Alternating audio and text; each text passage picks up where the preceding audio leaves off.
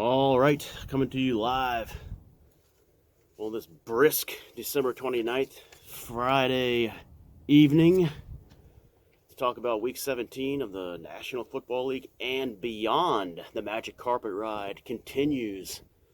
Cleveland Browns getting it done last night, winning 37-20 against the New York Jets, the opening game of Week 17. Flacco, 300 yards for the fourth game in a row. And Johnny was feeling it last night.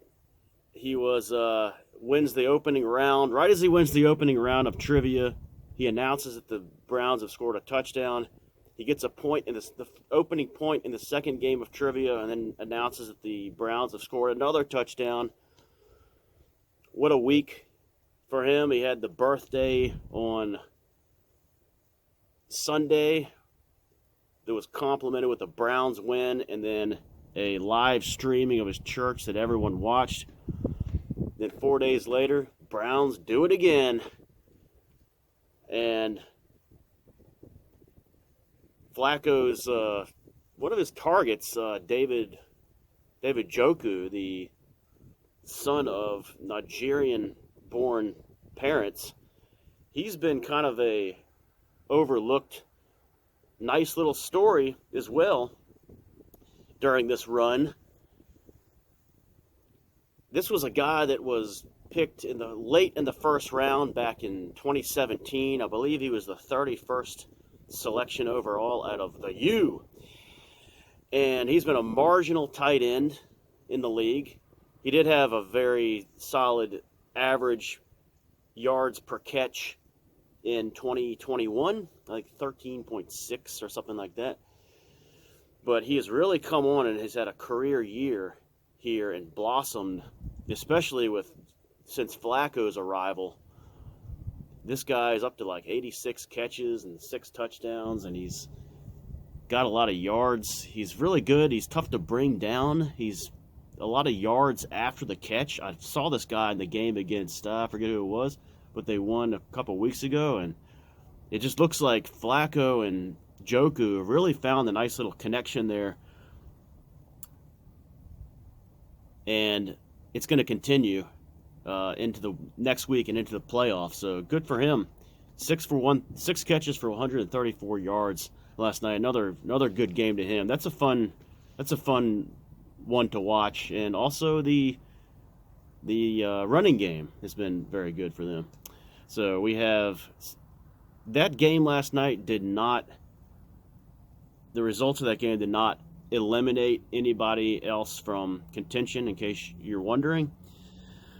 It may have hurt their percentage chances of some teams, but did not eliminate anyone. So Saturday, don't forget, we have just one game tomorrow, so don't forget to get your Pips Pick'ems. And if you're challenging for the top, if you're below the duck line, you got something to play for too. But Detroit at Dallas, it's a big one. So 8:15. So big game there between a division champ in Detroit, and then the Cowboys looking to bounce back from that Christmas Eve loss 22-20 to Miami. Sunday's games are going to be heavy on the 1 o'clockers. That's normal for Week 18. It's normal for Week 17 this year as well. We have another AFC South matchup. Titans at Texans. Titans are eliminated. Texans trying for the division. And they get to try it at home, so it's good for them. All right, we have Falcons at Bears. So both of those teams still alive. Falcons need this win on the road to get back into play for that NFC South. Is going to be tough for them, and then more on the Bears later, who are still alive. Miami at Baltimore looks to be the game of the week. That is going to be just a game that Miami doesn't necessarily need as badly as Baltimore. I see Baltimore winning this one. Miami's got a tough stretch the last few weeks. They managed to beat Dallas, but they have Baltimore, and they finish with Buffalo. New Orleans at Tampa Bay, an NFC South matchup there. Tampa Bay, for now, in the driver's seat. Ah, man. So if the Bucks win this game, okay, I know it looks really crap. If the Bucks win this game, they have a 99% chance of getting to the playoffs as the South champion. Pats at Bills. This is set up a nice little spot for the Bills at home. They need this win pretty badly, because if they lose, they've got Miami in Miami last week. So this is a game they can't overlook, the New England Patriots. I know it's a division game, but they got to take them out and set up that big AFC East matchup next week. All right, Arizona. If the Bills win, okay, so the Bills need to win this game. They will increase their percentage chances of getting into the playoffs at 97% if they win this game. Okay. Arizona at Philadelphia. I talked about the Eagles' easy last stretch of games. This is one of them. Home game. Arizona, they go to the Meadowlands next week to face the Giants, but this should be an easy one for the Eagles. Try to work for that. Try to oust the 49ers from that 1 seed. Carolina is eliminated. They play at Jacksonville. Jacksonville cannot. This is a nice setup for them, similar to the Bills. They're set up very nicely here. Okay, so they can get a nice win here and then finish up strong next week. All right, let's look at the NFC. Is set up so that for the wild cards, the Rams and Dallas is already clinched. There are 5. And then the Rams and Seattle at 6 and 7 respectively. They are in a good position, kind of controlling their own destiny for the most part.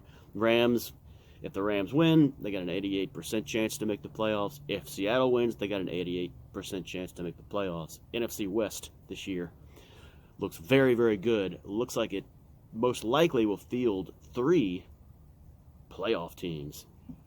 Let's look at the AFC now.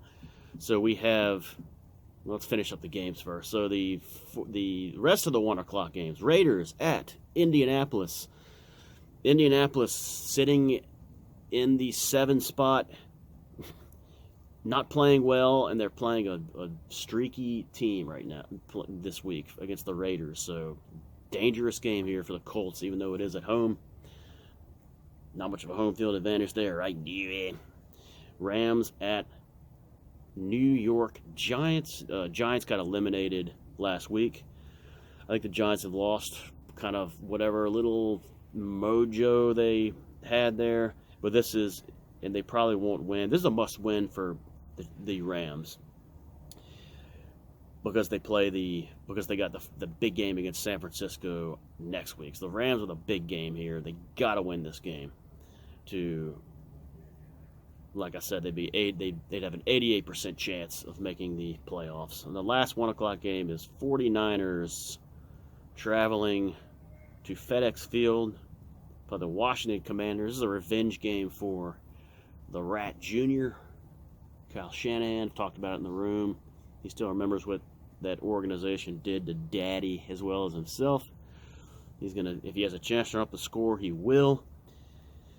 Trent Williams is gonna have a huge game, and Chase Young will get at least 5 sacks in this game on Jacoby Brissett. This will be the 3rd holiday loss for Ron Rivera. He lost on Thanksgiving Day. He lost on Christmas Eve, and he's going to lose on New Year's Eve, and then his birthday to finish out his career on the 7th of January. Not good. Not good at all. All right, 4 o'clockers. Pittsburgh at Seattle. It is the big one. It's probably the biggest one of the 4 o'clock games because it has a lot of implications for these two teams as well as other teams. Okay, Cincinnati at Kansas City. Jamar Chase has set up a funnel. He earlier said, like today or last night, that the Chiefs secondary doesn't scare anybody, and he said put it on the bulletin board. I'm sure Spags and Balls will do so, and that's not going to end well for the Bengals in this game. Kansas City should win this game. I know I said that last week, but all right. And then the last game is Denver at the Chargers. Chargers are eliminated, but Denver is clinging barely at the to playoff their playoff lives right now. The Denver Broncos, they have benched Russell Wilson. They're going with Jarrett Stidham, the former Patriot. Right now, they have a 7% chance of making the postseason. If they win, it goes all the way up to 12%. Now, they need things like this week, they need the Texans to beat Tennessee. They need the Chiefs to beat the Bengals. They need the Raiders over the Colts. And then the Broncos need to beat the Raiders in Week 18. If all those things play out, we got the Broncos in the playoffs. The final game of the week is Sunday night. That is the Green Bay Packers against the Minnesota Vikings. Don't they still have a flex thing where they could flex the Miami-Baltimore to the night game? Still, this is a big game, back in Minnesota. So for both teams, there's just a lot of they're both right now on the outside looking in, but they can make a little surge and stay alive if either of them win. So that's how it shakes out. Bills, if the Bills win, they have a 97% chance of getting in, like I said, to the playoffs. The Colts win, they got a 70% chance. Okay, so the AFC is a little more up for grabs than the NFC. We already have one of the wild card spots secured, which is the you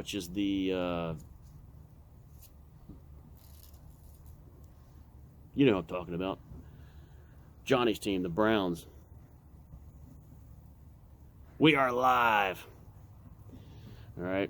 So the Browns have the 5 spot. They can't go any lower. It's possible they could go up to division winner, but it's not likely. They need the Ravens to lose both of their final games to Miami and then to Pittsburgh, which it's been a crazy year in the NFL, and both those teams, you never know. So they need that to happen. But likely it'll be Browns with the 5 seed, and they will play the 4 seed, which will be at this point the Jacksonville Jaguars. Now, again, a weird season. If the Chiefs flounder, it could be, but still win the division. It could set up to where the Browns travel to Kansas City for the wild card game. Okay, so if the Browns play the AFC South winner in that wild card game, whether it's Houston, Jacksonville, or Indianapolis, either of those 3 could play out. I believe they would go into either one of those games as the favorite in that game, despite it being on the road against the division winner. Eli, JHL, Johnny, let me know your thoughts in the comments section of the room. Would you rather do that, be a favorite against one of those teams of the AFC South, Colts, Texans, or Jacksonville, or would you rather go on the road to Arrowhead in one of the most hostile environments in the NFL as likely an underdog and be in that underdog role with a chance to continue the magical season by doing the unthinkable and taking out the defending Super Bowl champions. Which one would you rather do? Which scenario would you rather have play out? Kind of the easier one or the more dramatic one?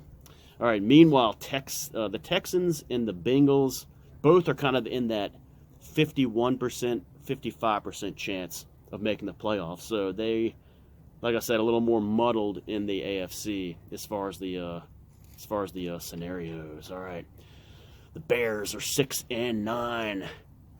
Let's talk about the Chicago Bears. Jay Weed, Bear Scott, Mr. Bears, some of the old guys from the past. Bears are 6-9 at the moment. They have a 1% chance of making the playoffs this year. If they win out, which they obviously have to do, you get to 8-9. If they win both of their final games, this increases their playoff chances to 3%. All right? So they need to do that. And then they need the Giants this week to beat the Rams. That's tough. They have to have that happen. And they have to have the Steelers beat the Seahawks, which also could happen. If that happens, they go into the Week 18 with a 27% chance of making it into the playoffs. Okay? Though not needed this week, there's two other games that will help in Week 17. One is the Buccaneers need to beat the Saints. And then in the Sunday night game, the Vikings need to beat the Packers. So they don't have to happen, but those two things would help them. If those two things if those two things happen as well as the others, they go from 27% to 38%. We're moving up a little bit. This reminds me of last night's featured presentation. Jason X, 2002, Lex Sadoig, Kane Hodder. All right? My man Jonathan Potts. When Chuck Campbell is talking to to XM, the bot, and she says we have a 26% chance of getting off here alive, and then they kiss, and then she says, just increased at 53%. Says, want to try for 100? Bears, you want to try for 100? All right, let's do it. Week 18. Bears, after all those things happening, need to beat Green Bay, clearly. And then they need two other things to happen. They need the Arizona Cardinals to beat the Seahawks. That's a tough one. And then they need San Francisco to beat the Rams, which they could do. So if those three things happen, Bears win, Seattle loses, Rams lose, 100%. We got Bears, we got Weed, we got Bear Scott, got your boys in the playoffs, likely going up against, I'm going to say San Francisco or Philadelphia. So those are the Bears' playoff chances. All right, thanks for tuning in, and this has been General Peters coming to you, talking a lot of Browns, talking a lot of Bears.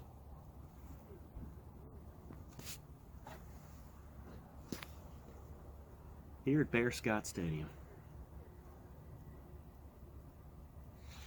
The final look at Bear Scott Stadium as we play some trivia, rapid fire, marathon.